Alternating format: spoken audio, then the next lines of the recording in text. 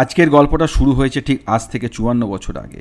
সমুদ্রের গভীরে শব্দহীন এক যুদ্ধ চলছিল, যেখানে বুলেটের গর্জন ছিল না, কিন্তু ছিল মৃত্যুর নিঃশব্দ ছায়া। আজ আমরা কথা বলবো আমাদের সেই কিংবদন্তি সাবমেরিন আইএনএস কুরসুরার গল্প, আর শিখব কেমন ছিল ১৯৭১ সালে সেই রুদ্ধশ্বাস মুহূর্ত, আর কি শেখায় তা আমাদের আজকের যুদ্ধ পরিস্থিতিতে। ১৯৭১ সালে ভারত পাকিস্তানের মাঝে যুদ্ধের দামামা। পাকিস্তান তাদের একমাত্র সাবমেরিন পিএনএস গাজীকে পাঠায় বঙ্গোপসাগরে। মিশন ধ্বংস করতে হবে ভারতীয় বিমানবাহী রণতরী আইএনএস বিক্রান্তকে। কিন্তু ইতিহাস তো অন্য কিছুই লিখে রেখেছিল। ৩রা ডিসেম্বর রাত বিশাখাপত্তনমের উপকূলে ডুবে যায় গাজী। আমাদের আইএনএস রাজপুত ডেপথ চার্জ ছুড়ে গাজীকে ধ্বংস করে। গাজী ডুবে যাওয়া এক মোড় ঘুরিয়ে দেয় ১৯৭১ সালের যুদ্ধকে। অন্যদিকে এই আইএনএস কুরসুরা ছিল ভারতের গর্বিত সাবমেরিন। সে ছিল নীরব পাহারাদার। ১৯৭১ সালে কৌশলগত অবস্থান থেকে শত্রুর গতিবিধি নজরদারি করত আর খবর দিত আইএনএস বিক্রান্তকে। যুদ্ধ শেষে ৩১ বছর সেবা দিয়ে আজও সে দাঁড়িয়ে আছে বিশাখাপত্তনমের বালুচরে। আসুন জেনে নিই আমাদের এই প্রবল পরাক্রমী বীর আইএনএস কুরসুরার কিছু গুরুত্বপূর্ণ তথ্য। আইএনএস কুরসুরা এর সাংকেতিক নাম S-20।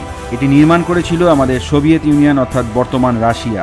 এ আমাদের ভারতের সার্ভিসে যোগ দেয় ১৮ ডিসেম্বর ১৯৬৯ খ্রিস্টাব্দে, আর অবসর গ্রহণ করে ২৮ ফেব্রুয়ারি ২০০১ সালে।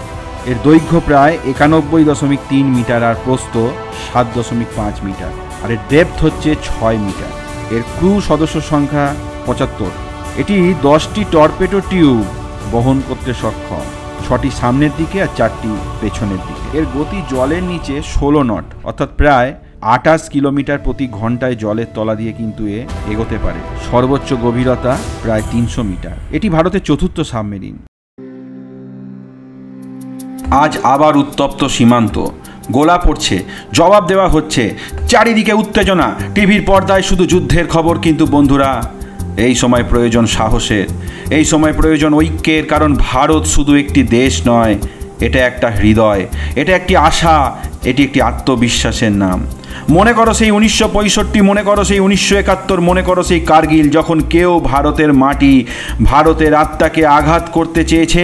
আমাদের জওয়ানরা বুক চিতিয়ে বলেছে, তোমরা আক্রমণ শুরু করতে পারো, কিন্তু শেষ হবে আমাদের জয়ের মধ্য দিয়ে।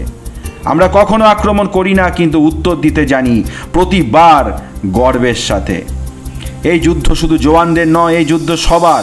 সেনা লড়ছে সীমান্তে, আর আমরা এখানে একতা, সংহতি আর সত্যকে রক্ষা করব। এখন সময় বিভাজনের নয়, সময় জাতি হয়ে ওঠার।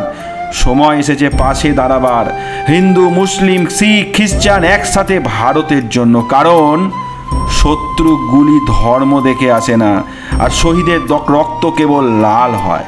বন্ধুরা, ভারত কোনো এক ব্যক্তি নয়, কোনো এক সরকার নয়। ভারত আমাদের আমাদের সাহস, আমাদের সংহতি, আমাদের বিশ্বাসী হবে বিজয়ের অস্ত্র। মনে রেখো, ভারত কখনো মাথা নিচু করে না, ভারত কখনো ভয় পায় না, ভারত কখনো হার মানে না। জয় হিন্দ, বন্দে মাতারাম।